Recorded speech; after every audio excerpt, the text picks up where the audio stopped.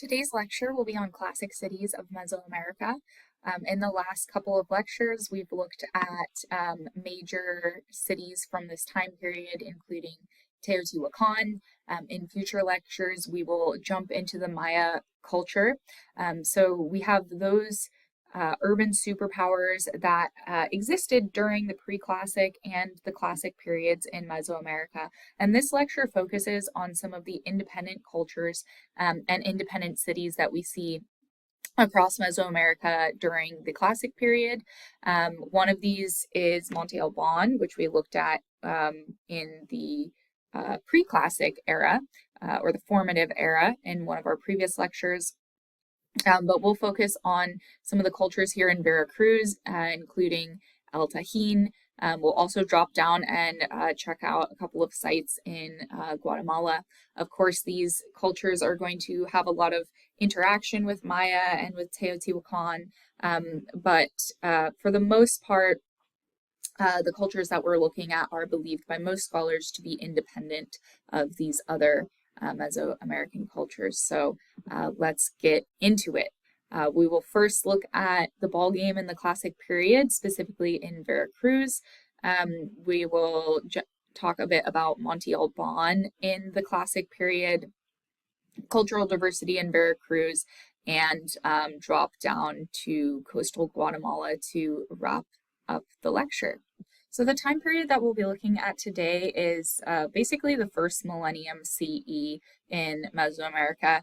Typically, the classic period is considered around 300 CE to around 900 CE, although again, these are not super literal time frames as far as these periods go. So you can see that during this classic period, we have the overlap of quite a few major cultures, including the Zapotecs, the Mayas, and Teotihuacan. So during this time period, Teotihuacan was the largest and most prestigious city. This was an era of great contact and trade between cultures. So we will look at some of the similarities between some of the art at for instance, Monte Alban and Teotihuacan. So there's definitely a lot of trade and interaction, cultural exchange between many of these cities. Maya were very important in the Yucatan over here, in Guatemala, in Honduras, and Chiapas. And then independent styles of art and architecture we will explore at El Tajin and Veracruz over here, at Monte Alban down in here, Oaxaca in general, and Coatzamalapa in the Pacific coast of Guatemala down here. The ballgame was a very important aspect of pretty much all of these cities, and we'll just start off by talking a bit about the ballgame. So I hope you all watched that little video that I posted in the week that we were studying the Zapotec, give you a little bit of an idea of what that looked like across some of these different cities in Mesoamerica. But there's a lot that we can learn about the ballgame by looking at art. There's a lot that the art reveals to us about the ballgame without necessarily giving us a list of every single rule and modification for the game.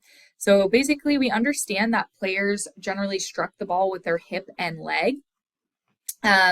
These rubber balls were made out of solid rubber. So again, they're not these inflatable bouncy balls that you can get bopped in the head with and be okay. These are super heavy. I think of them more as being like medicine balls. If you've ever had to do medicine ball workouts, you wouldn't want those hitting you at high speed. El Tajin may have been a Mesoamerican Olympia designed for ritualized play because we have so many ball courts at that site.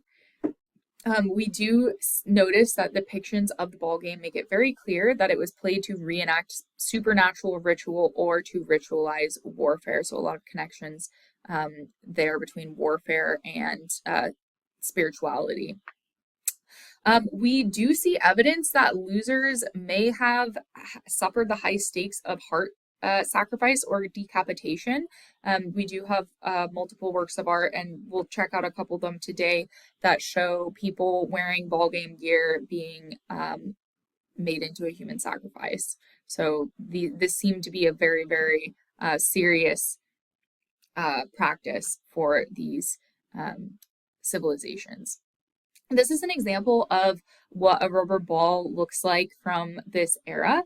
This one is made from the latex from the rubber tree, and it would be stretched and layered and layered and layered until you get a ball big enough to play the ball game with. So let's talk about some of the works of art that are associated with ball game gear that we find in Mesoamerica during the Classic period, specifically in the Veracruz region. So these works of art also reveal to us the specialized gear that was used as armor during play. So again, that rubber ball is going to be very heavy and could seriously injure you if it hit you. At the top, we have examples of yokes used for the waist and hip area, so that you can hit the ball with your hips and waist without getting hurt. At the bottom right, we have something called palmas, which were arched stones coming up from the navel like the flaring of a palm tree. And the bottom left, we have something called hachas, which literally mean axe in English. And these were worn on the lower back like a shield. They were fitted to the yoke and often shaped like an axe. And of course, we have stone representations of this gear, but we do know that none of these stones would have been actually worn like gear in the ball game. The stones that we're looking at were probably fashioned to look like gear, but they would not have actually been worn. That would be incredibly heavy to wear. And we also don't even have like the proper holes to affix this to your body for straps and such. So let's look at a work of art that reveals to us how all of this gear would have been worn, how it would have been used. Here we have an example of this hollow ceramic figurine that has a rope around its neck. He has a rope around his hand as well, which may be a connection to that sacrifice that sometimes was associated with the results of the ball game. We see he's wearing this great headdress. We see he's wearing the yoke around his waist and hip area, and he's also holding onto a stick or a baton. So this mold-made ceramic figure depicts a bearded, mustached male. He's wearing this ball game yoke, and he has cylindrical ear ornaments.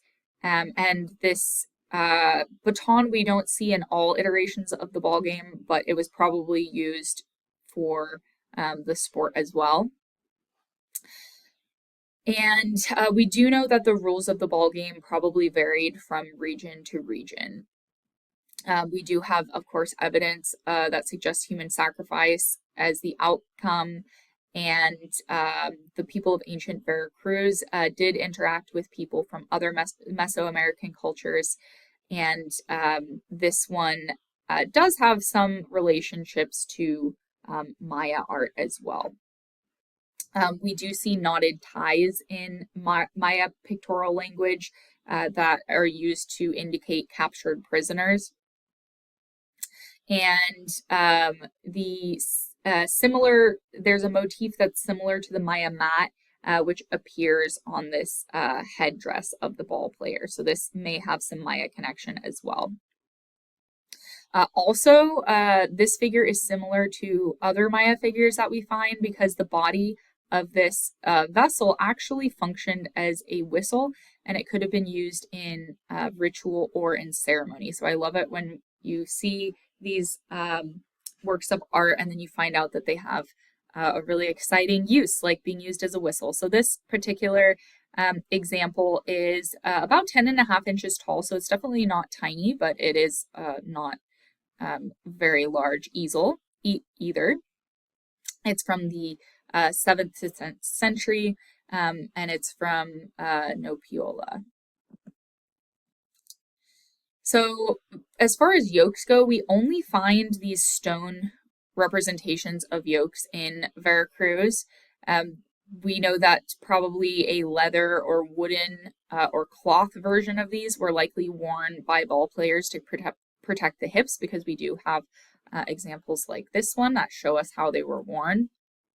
And these stone trophies, or these stone yokes, probably functioned as trophies or grave goods or other ways to honor a person. But again, they wouldn't be actually, the stone versions wouldn't actually be used for playing a game. This is an example of one of these ceremonial ball player yokes from the Art Institute of Chicago's repository. We oftentimes see that they are carved with beautiful scrolling motifs that are perhaps representing clouds or vapors.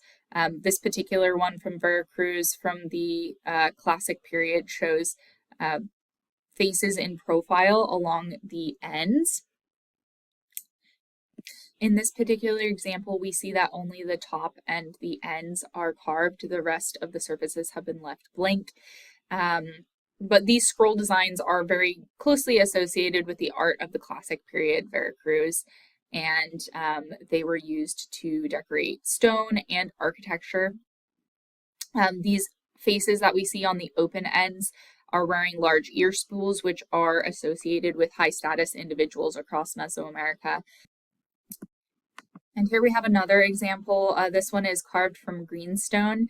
Again, it is one of these ceremonial representations of a protective guard worn by those Mesoamerican ballgame players. This one has a creature carved into the center of it. It's got bulging eyes, small nostrils, and this really elongated mouth parted by a curving tongue. It has been identified as a depiction of an earth monster who resides at the entrance to the underworld. So it kind of looks like a frog. This imagery is appropriate for the ball game association with human sacrifice because the sacrifice is so that the blood can nourish the earth and promote fertility. And so we see at the terminus of the yoke on either side, again, we have a low relief depiction of a helmeted human head that may be a sacrifice ball player. Again, we see the mouth open, the eyes closed, which could mean that this is a sacrificial victim. This one, again, is also from Veracruz, and it is slightly smaller than the last one we looked at, but still in that same ballpark of size. Here are some details of that frog yoke. Again, we have the ear spooled, wearing probably high-ranking ballgame players on the terminal ends. We've got the kind of shape of that frog monster of the underworld. You can see it kind of looks like a frog from the front as well. All right, let's talk about palmas. So palmas were typically made of rough stones like granite. The actual versions that people would wear would be attached to the yokes. And we oftentimes see them in images of sacrifice. So here is an example of a ballgame palma from the later, a little bit after the classic period, from the classic Veracruz style. This one is made out of stone, but we find pigment traces on it showing us that it was originally painted. And just like the stone yokes, this one is made for ceremonial purposes, and a person wouldn't actually wear this one in a game. So let's move on and talk about hachas. So hachas were most commonly found in Guatemala. They literally mean axe in English because of their kind of flattened wedge shapes. We see that the stone ones were probably used as ballgame markers, but there was probably a lighter version of them that were actually used as a piece of armor. We see them in Veracruz, Copan, and Palenque. So this one is an anthropomorphic hacha with a bird headdress. So if we look closely, we see the profile face of a human, and we see this bird atop the head like a big fancy hat. This one is made out of volcanic stones. It was originally painted as well. And the subject of these hachas is almost always a head, either a human head or an animal head, or in this case, we have a combination of a human head and then an animal head. Here, these images, you can kind of see how flat and sort of axe-shaped these stones are. And now we will move to look a bit at Monte Alban during the Classic period. So in Oaxaca, we see traditions both Zapotec and Mixtec following a great bit of continuity between the late formative and the early Classic periods. So we looked at Monte Alban in one of our previous lectures, and we mainly focused on it in the pre-Classic sense. But most of what we see along the main plaza in Monte Alban actually dates from the Classic era. So Monte Alban is located down here in Oaxaca, and most of the structures, again, yes, that flank the main plaza date to the Classic era. We see an eye-shaped ball court that was added to the northeast corner during the Classic period. And by the 8th century CE, the North Palace compound grew in size and became more and more inaccessible. So we see that whatever power structure was running Monte Alban seemed to want to be more and more protected and more distant and inaccessible to the general population. So what we notice about Monte Alban is that it is not on a really strict grid axis like Teotihuacan is, but we do see a symmetry, or not quite a symmetry, but we do see a directional pole going north-south at this site, although we don't see perfect bilateral symmetry on either side. It seems as though the designers of the city of Monte Alban were looking for architecture that lived in harmony with the landscape around it. And although they did flatten this top artificially to make this these great plazas up on this high point in the middle of this valley, we do see that they are working in harmony with the surroundings as well. So here's an image of the site. We do see a bit of axial direction down the middle. And this is what it looks like from Google Earth. And if we come down here to one of the viewpoints from the north, we can see all of these platforms which would have originally housed buildings which are now, the ephemeral parts of the buildings are gone. But you can see that it's up in this really high area. You get these incredible views of the mountains and valleys surrounding the site.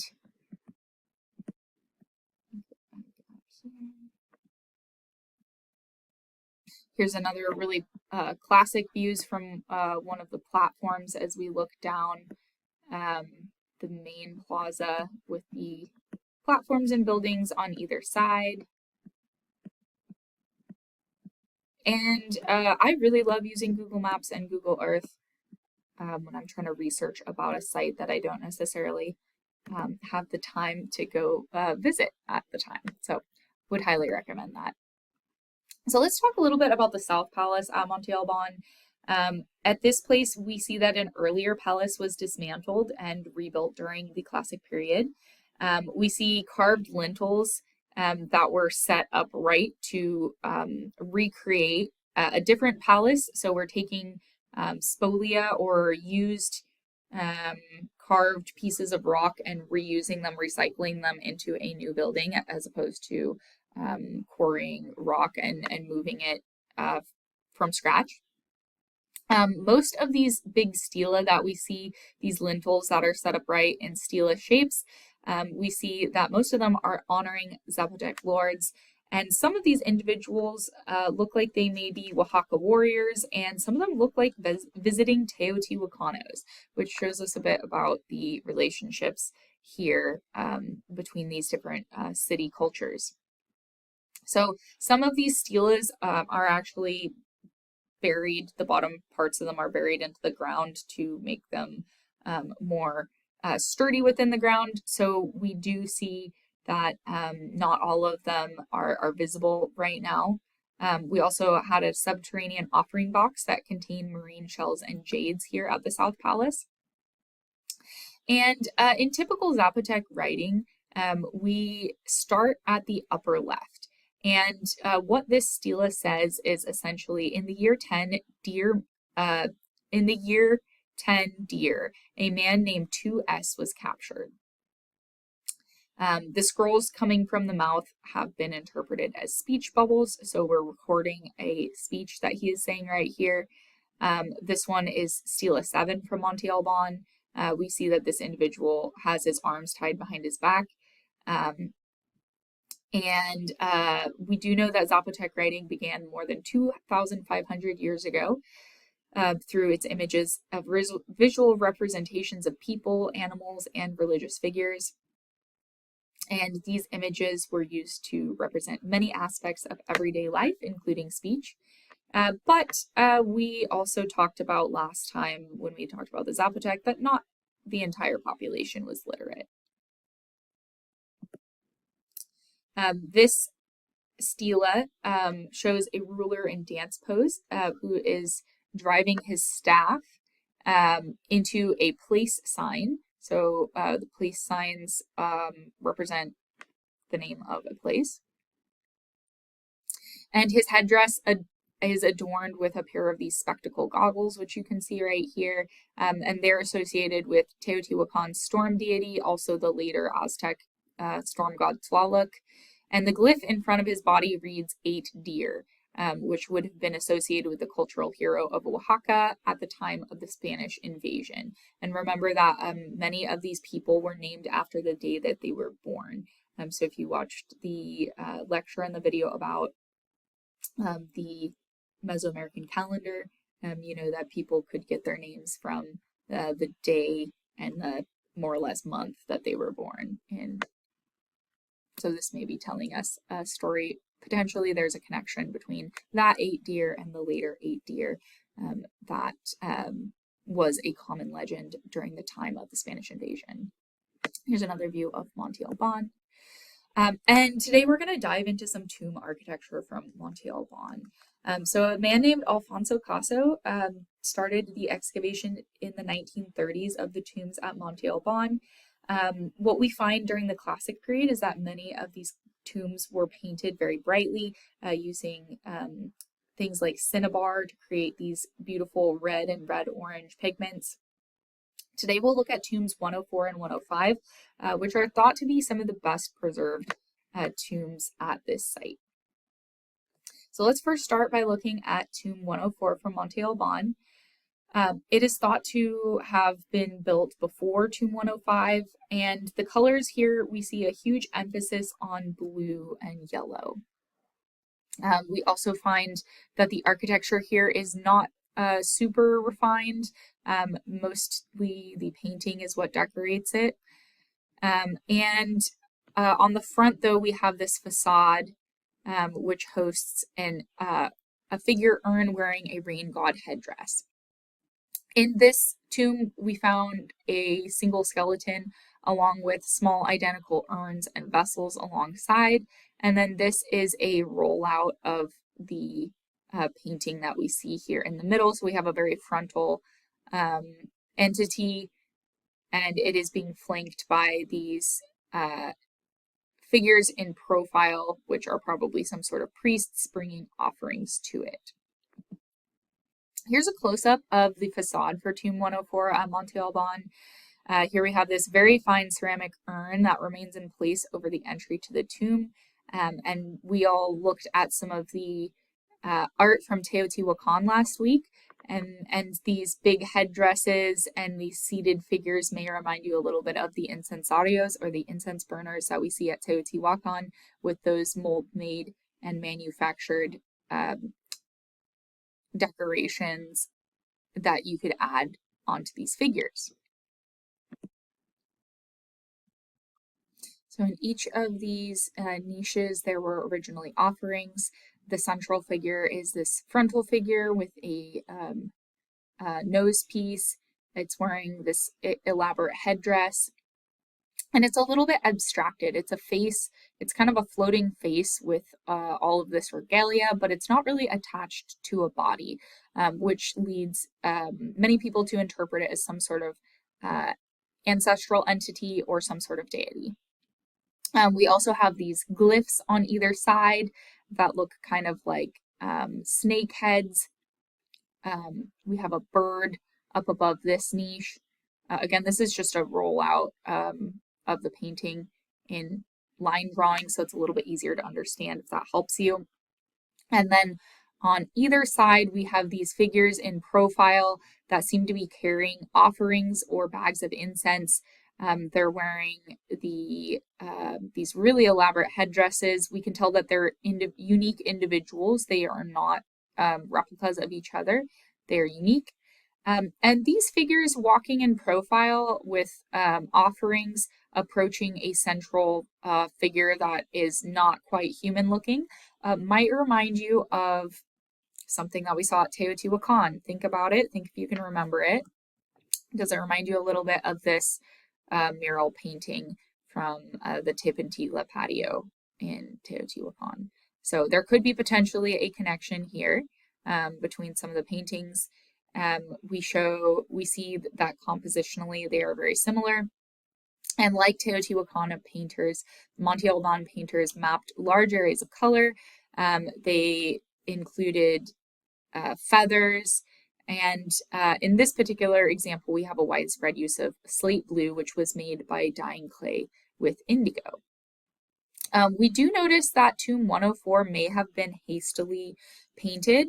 The original has a lot of drips of paint coming down off of it, which usually if you have enough time to paint a mural, you're going to clean up those drips of paint. You're going to be moving at kind of a meticulous and slow pace to make sure you're not making mistakes.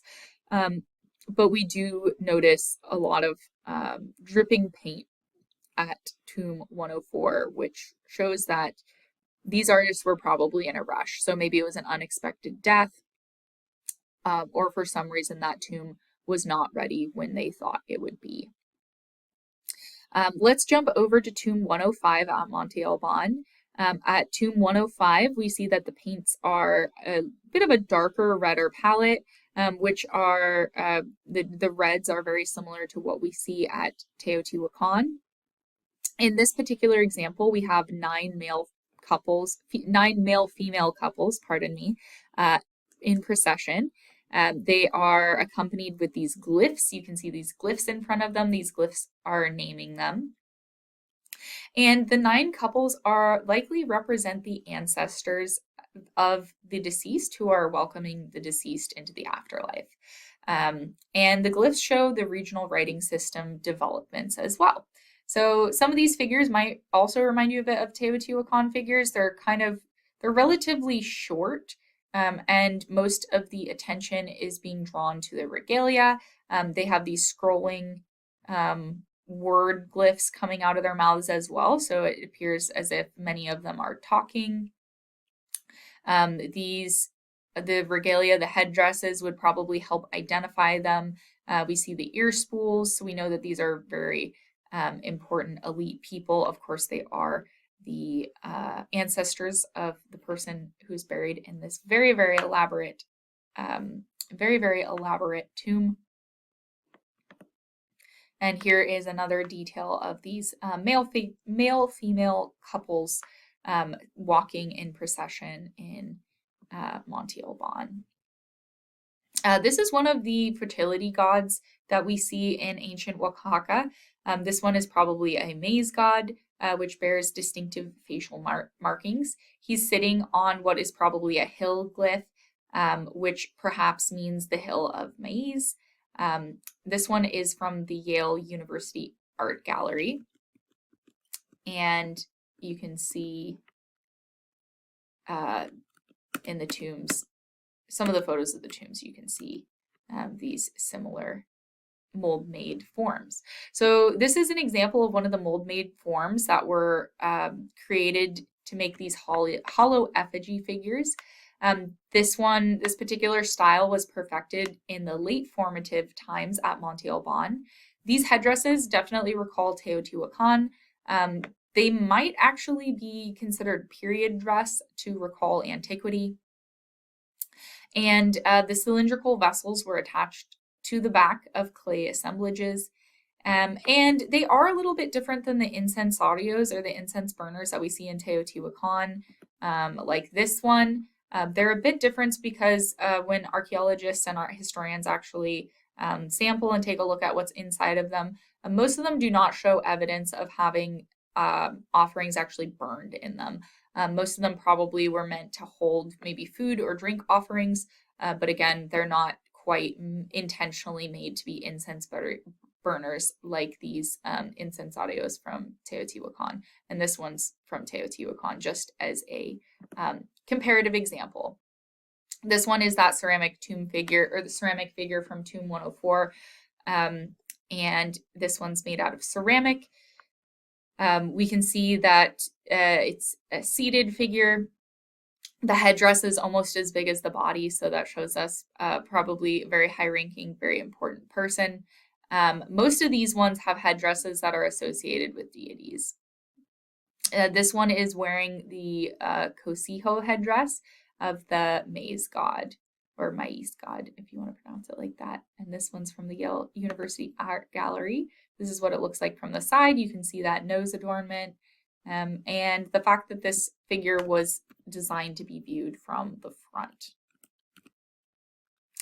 All right, we're jumping over to tomb 103 at Monte Alban. So we're still at Monte Alban and we're still looking at some grave goods. This one was excavated in the courtyard in front of tomb 103. And this one is a very engaging set of figurines.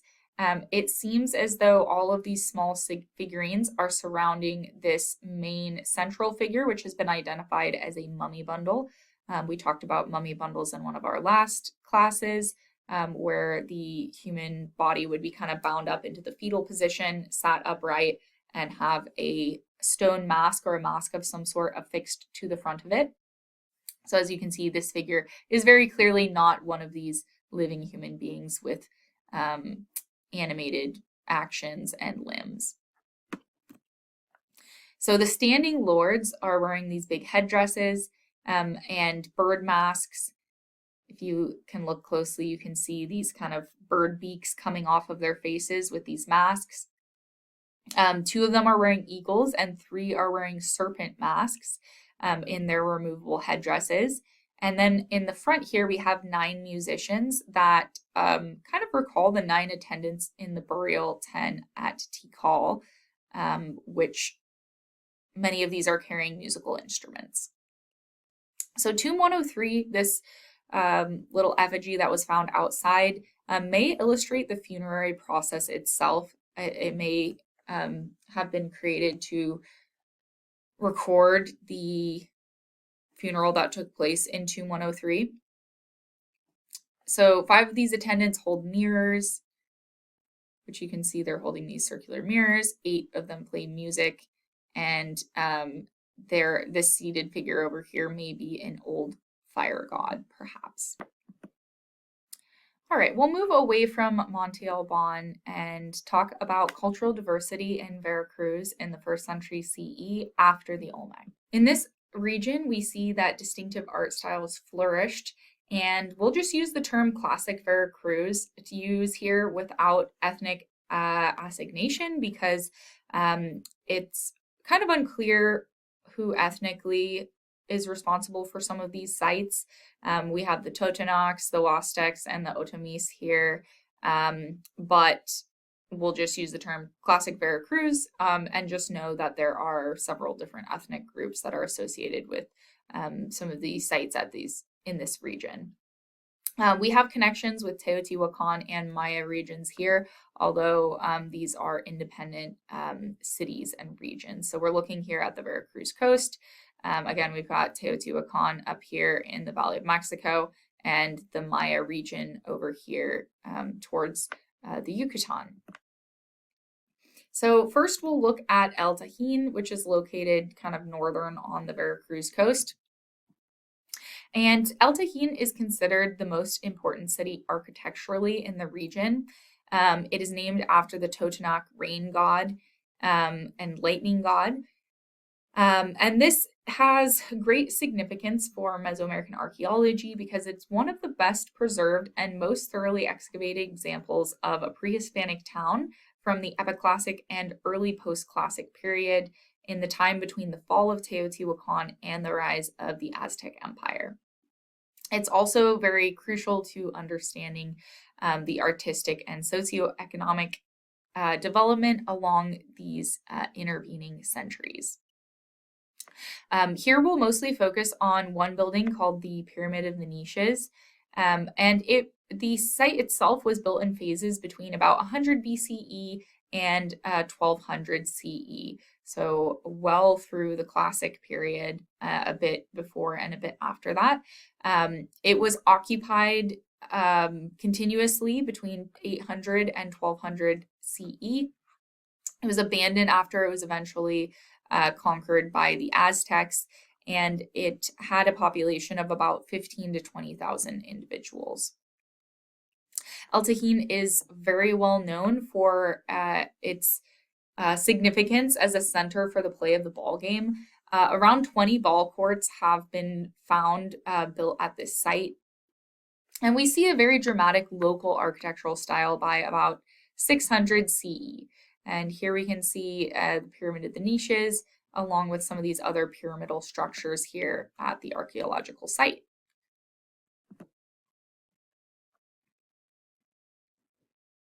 Here we have a Google Earth image of the Pyramid of the Niches.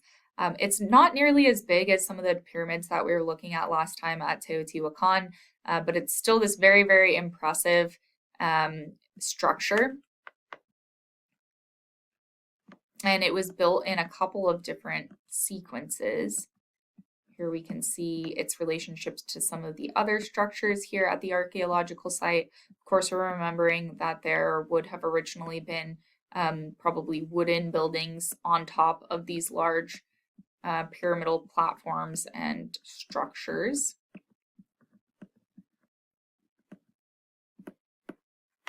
But the most important attributes of El Tajin are these buildings with the rich decoration of key patterns. We have fretworks, niches, cornices, wall paintings, and low reliefs. The reliefs and paintings discovered at the site contain a lot of important information about ritual and daily life here.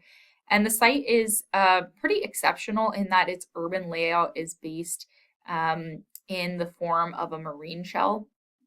It uses different levels of the terrain to differentiate access to certain areas.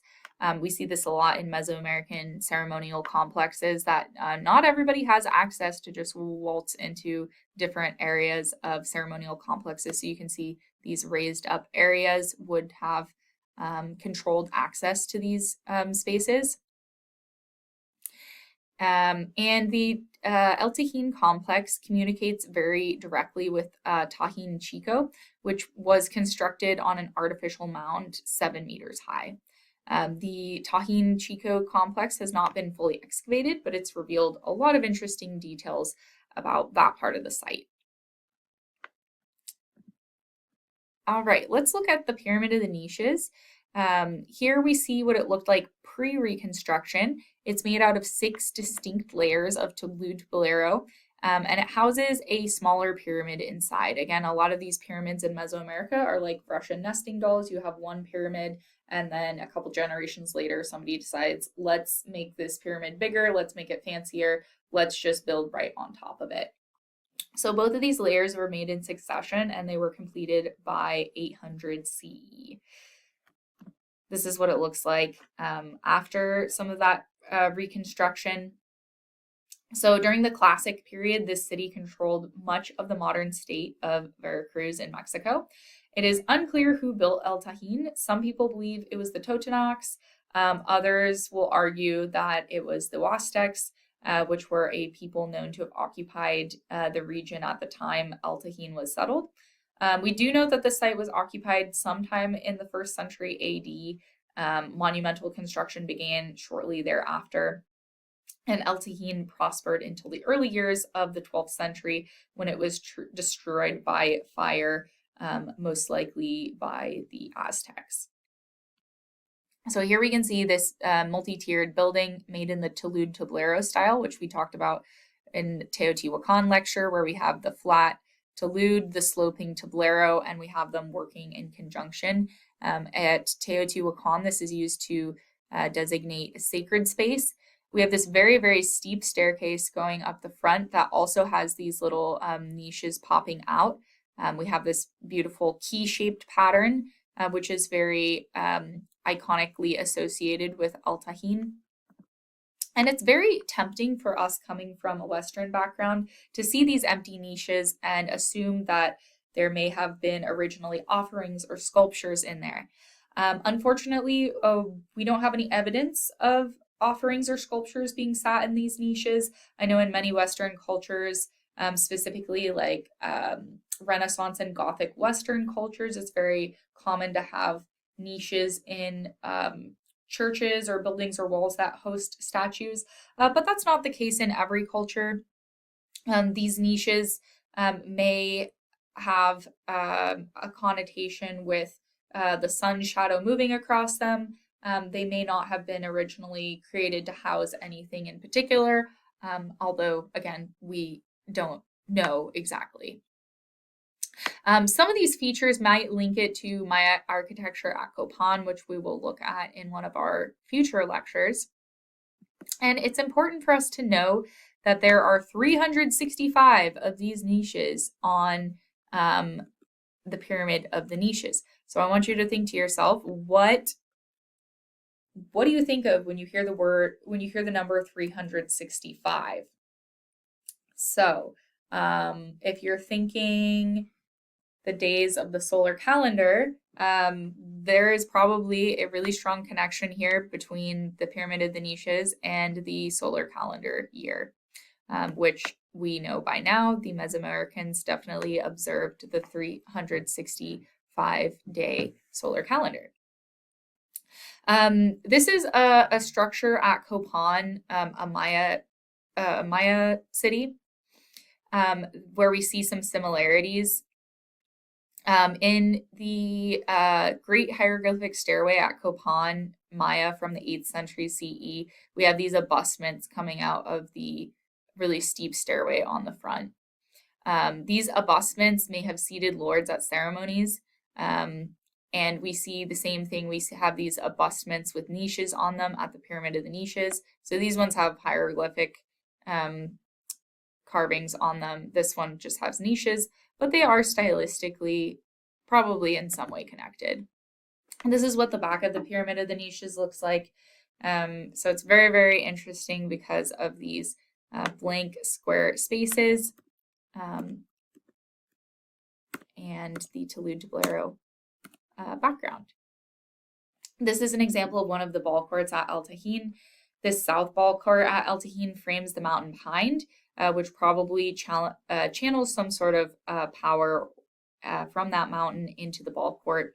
Again, we've seen this before in Mesoamerican city planning, specifically with the Pyramid of the Moon at Teotihuacan that echoes that mountain feature. We see that again at El Tajin, that these structures seem to be intentionally placed to correlate with the landscape markers behind them. Here's another view of the Pyramid of the Niches at El Tajin. Again, it's a lot smaller than some of the other pyramids that we've looked at. It is approximately 85 feet tall it's approximately 80 feet wide on each side and less than 66 feet high. But that's still like a 6th-floor building, which is pretty tall. But again, it's not quite as massive as, say, what we were seeing at Teotihuacan. Let's look at one of the carved panels from the South Ball Court. So from the South Ball Court right here, what we have happening here is in the center, we have an unfortunate loser, probably of the ball game, being sacrificed by 2 victors. So we have one victor right here holding a ceremonial knife. This other victor right here is wearing this tall headdress, and you can see that it is he's holding the hands of the bound prisoner. And if we look up at the top, we see this kind of terrifying creature descending from the scrolls of the heavens. And this is probably a death god who's coming down to take the heart offering. So we see that the this figure right here has a knife to the chest of this unfortunate victim. And I circled the death god and I circled the captor because sometimes you have to look really closely at these carvings to understand what is going on. Here's a drawing to kind of show a little bit more clearly what's happening. Again, the two figures in profile with the sacrificial victim and the death god coming down from above. So we see that profile is being chosen by the artist to most clearly represent these figures. Moving away from El Tajin, we also see full-scale stone carvings from the Classic period found in other places in Veracruz, particularly at the site of Cerro de las Mesas. They are very well known for having a huge cache of jade, including Olmec jade. But for now, we're going to look at some of the great stelas here at Cerro de las Mesas. To the right, we have stela 6, and it records the date of that corresponds to 468 CE. Here we have a ruler standing in profile. He's wearing a back rack, and on his loincloth we have the Maya symbol for yellow or for maize. So again, this shows the cultural connection between these cities in Veracruz during the Classic period and the Maya Empire or Maya culture. Here is another example from Classic period Veracruz. This is a hollow ceramic male figure which holds a rattle in one hand, and he prepares to dance. If you look closely, you can see that this figure seems to be smiling, or it kind of has this open mouth smile on its face. And this may relate to a state of ecstasy. So some sort of ecstatic dance or transformation may be happening with this particular figure. And if you look more closely, you can see that kind of open, smiling, grinned mouth, again with the tongue out, could refer to some sort of ecstatic state of being. We also, when we look at ceramic and clay figures from Veracruz, we notice a lot of these small, presumably toys that are made of ceramics. And what we do find is that many of them have axles and functioning wheels, which is impressive because this means that Mesoamericans did know about the technology to create the axle and the wheel. But we mostly see that they are choosing specifically to use it for toys rather than using it for what we would say is practical purposes like pulling things, hauling things, and towing things. However, when we think about using wheeled objects, we do have to remember that ancient Mesoamericans did not have domesticated beasts of burden to haul their things. And if you've ever tried using wheels somewhere where you don't have clear paths and clear roads, you will find out very, very quickly that wheels are super annoying and absolutely useless if you do not have a flattened road or path to pull them on. So it kind of makes sense that you would just save the wheel and use it for fun things like little Jaguar and little Jaguar toys for your kids. So this is an example from the late Classic period from Classic Veracruz. It's this ceramic feline. Here's a wheeled jaguar effigy from about 550 to 800 CE from Veracruz, Mexico. This one has pretty large wheels. So they knew about the wheel. They just were choosing to use it for fun purposes instead of having to build an entire road system to use the wheel to transport goods. All right, let's move over to El Zapotal. Here we have a cache of these different figures that were found. So here we have a cache which includes this large sculpture of a Lord of the Underworld or Death God sculpture. And it was attended by 19 of these female deities, these very large ceramic sculptures of women, and also a seated man with these goggle-like spectacles. So let's get into this cache that was discovered at El Zapotal.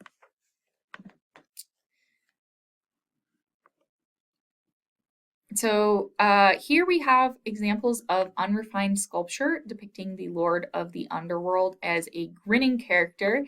He's part skeletal, so the skull, rib cage, and arms are all skeletal, but he does have flesh on his arms, legs, hands, and feet. We do have fragments of pigment showing that this sculpture was originally painted. He's wearing this huge headdress that's adorned with profile skulls. It also has a bat face in the center. Might remind you of the Zapotec bat god. He's wearing these large circular ear spools and this large bib-like pectoral. He's got a roundel on his belt, and this loincloth serves to identify rulers on stone sculptures at nearby Cerro de las Mesas. So he's showing himself as a lord here. And his facial expression seems kind of welcoming to his realm. And then down here we have a depiction of the shrine in which these figures were discovered. This is a reconstruction drawing by Maldonado Vite in 1997. And this depicts the interiors and exteriors of the flanking walls. And then the line of the hollow woman deity sculptures that we find here as well. The tableau might illustrate the mythical passage of the sun through the day and night. So they believed that the sun kind of would do this trip into the underworld at nighttime. So when it was dark, the sun's in the underworld. And this may represent the world of the nocturnal world of the underworld. So 19 of these standing sculptures were recovered at El Zapotal. All are very similar in concept and design, but each has their own unique details. These sculptures retain some traces of paint residues, which let us know that they were originally painted. And here we have a couple examples of some of the more complete Cihuateto sculptures. Some of these are only missing, or this one on the left is only missing a fragment of her headdress. And the clothing is pretty much limited to this skirt, full-length skirt. She's wearing a double serpent-headed belt and this really elaborate headdress. All of these figures are nude from the waist up, which was a pretty common practice among the women in this region into the 20th century. And she wears a necklace of beads with a circular pendant. She's got these complex round ear spools and what appear to be some woolen bracelets. She has a pouch or a censer in her right hand, which is adorned by a bat, which may be representative of a bat god. Bats live in caves, bats come out at night, so there's a lot of associations of bats with like the underworld in many Mesoamerican cultures. And here are some of the other examples of the similar sculptures. Remember, there are 19 of them discovered at the site of El Zapotal. This one was not found at El Zapotal. This one is in your textbook, but it was found nearby in an underground shrine. It is 4'5" tall, and it may have been made in the same workshop as these female deities, as stylistically and materialistically it is very, very similar. So this one is so similar, again, that it might have been created in the same workshop. Her elaborate headdress is very, very richly painted, as these real-life headdresses would have been. She wears this thick necklace and bracelets that are depicted as snail shells. Her skirt tie overlaps what appear to be olivella shells. And she doesn't have a snake belt like many of these other women figures do. And so perhaps she has a slightly different connotation than some of these classic solar underworld travelers. This one is unique because she still has a lot of the paint on her. She's got turquoise blue, white, and red in the headdress. We have the yellow to create the skin tone on her torso and arms. She has red and white toenails and white fingernails. We have this kind of rose-colored on shells around her belt. And then she also has 5 6-pointed stars that decorate her skirt, which are a little bit harder to see. All in all, she is over 4 feet tall, so she is almost life-size and pretty impressive. This is another one of these monumental ceramic sculptures from El Zapatal. This one is showing a seated figure, however. Again, she has this bat iconography on her headdress. This one has a 5-point device behind her head. She's also wearing a veil that is covering her head and neck. That bat probably represents the nocturnal realm. And this artist really, really naturalistically executed these figures, especially when we look at the hands. This one is also wearing the snake belt that many of the other ones are wearing at this site. These ones have sometimes been thought to perhaps represent women who died in childbirth. Many Mesoamerican cultures believed that you would automatically go to a good afterlife if you were unfortunately one of the people who died in childbirth during that time. This is another large ceramic sculpture from the El Zapatal complex. This one is unique though. We don't have a whole set of this one. This one shows a male figure sitting in a meditative pose. He was probably engaging in some way with the other figures discovered here that are mainly female, and that great death god. The goggles on the face are characteristic of the storm god of Teotihuacan and the Aztec deity Tlaloc. This one is wearing this very unique costume that is pretty much unlike what we see in other Mesoamerican portrayals. He's wearing these shin guards. He has this really interesting headdress with a chin strap. And this one is kind of unique because it radiates this sense of quiet and very internalized contemplation. He does look very human. Perhaps he's representing a young lord. He could potentially be representing a god, though. But this one, you'll want to know. It's kind of a unique one. And last but not least, we will move along to Coatzamalhuapa. This is also sometimes spelled with a G, along the Pacific coast of Guatemala. Santa Lucia, Coatzamalhuapa is located along the Pacific coast of Guatemala, so along the south coast of Guatemala. And it is an ancient city located along the sloping hills between the volcanoes and the Pacific Ocean. The modern name for the city comes from the Nahua language of central Mexico, based on the root word Quetzalti, which means weasel. But the name was given to the site by Nahua speakers who later moved into the region, and we're not sure exactly what the people who lived here originally called themselves. And this area is set in the shadow of volcanoes. They relied on volcanic rock and volcanic glass as raw materials. The fertile volcanic soil provided useful space for growing crops like cacao. Many of the earliest levels of the site are buried underneath thick volcanic ash.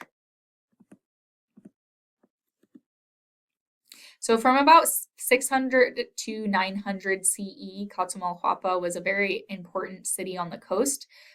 More monuments were added to Bilbao around 650 CE, and many people across the region started to carve monuments using the art style and writing system used at Coatzamalhuapa. Most scholars think that they were probably not Maya because they have this unique art and writing system. And we also have examples of causeways and bridges that were built connecting Bilbao and Alban. About after 1000 CE, many people moved away from Coatzacoalcos, and the people who stayed stopped making large buildings and monuments of architecture and monuments, but the ceramics tell us that people still lived in the area, but that their culture was probably different than that of the earlier people at this region. What we do see here is that at Coatzacoalcos, people definitely still participated in the ballgame, participated in ballgame rituals. And we see that exemplified in several stelae. So this one here is Stela 3. We have a close-up cast of it on the left. Here we see a ball player and a death god, both in ballgame yokes, which you can see wearing around the hips and waist. They reach towards the scorpion sun to offer up a human heart. So this kind of looks like a decapitated head. And we see the ball player right here. The death god is this shorter one. And they're reaching up towards this scorpion sun to offer the human hearts. Here's a close-up of that scorpion sun. It has a human face coming down from the sun, kind of has scorpion-like positions with its body though. And these descending solar deities may prefigure the post-classic diving gods of the Caribbean coast. Coatzacoalcoans enjoyed sporting events like boxing.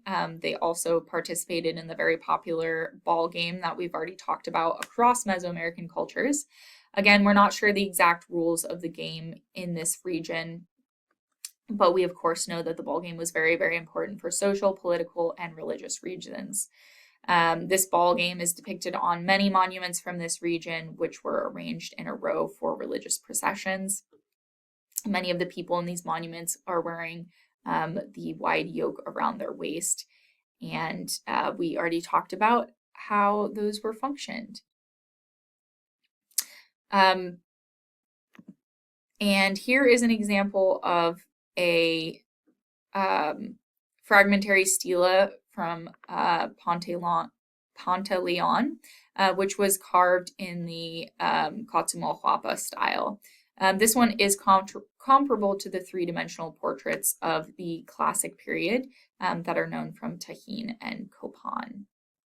So that's a little bit about some of the rise of classic cities across Mesoamerica that are not associated with being ethnically Maya or directly colonized by Teotihuacan. And next time we will jump into looking at Maya culture.